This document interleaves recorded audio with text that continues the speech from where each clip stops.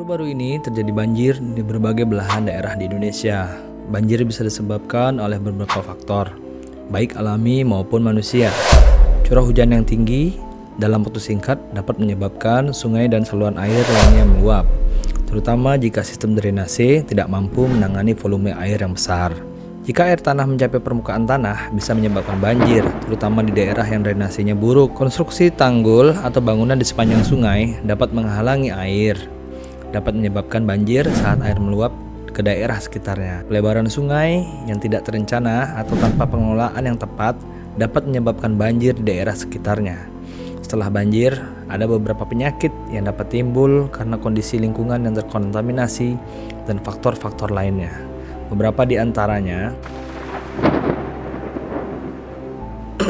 infeksi saluran pernapasan.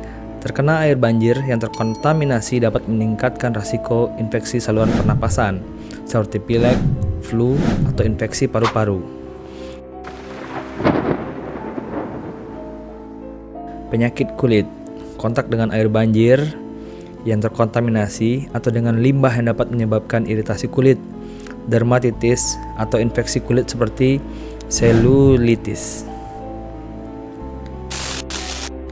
Penyakit diare. Air banjir yang terkontaminasi oleh bakteri, virus, atau parasit dapat menyebabkan penyakit diare, terutama infeksi usus atau disentri. Penyakit menular seksual. Banjir dapat meningkatkan risiko penyebaran penyakit menular seksual atau disebut dengan PMS.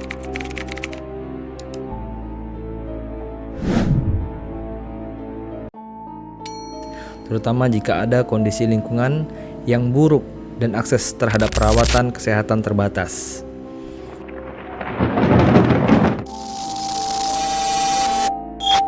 Penyakit vektor-borne. Banjir dapat menciptakan lingkungan yang ideal untuk perkembangbiakan nyamuk dan serangga vektor lainnya, meningkatkan risiko penyakit seperti demam berdarah, malaria, dan demam Zika. Tetanus.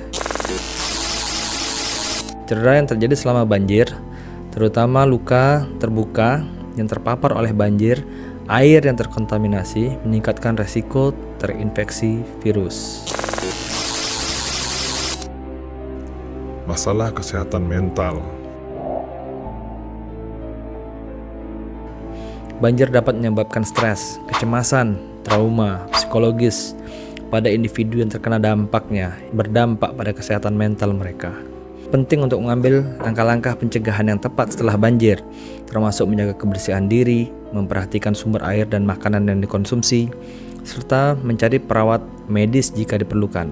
Selain itu, upaya pembersihan dan desinfeksi yang tepat juga penting untuk mencegah penyebaran penyakit pasca banjir. Tetap waspada, utamakan keselamatan dan kesehatan.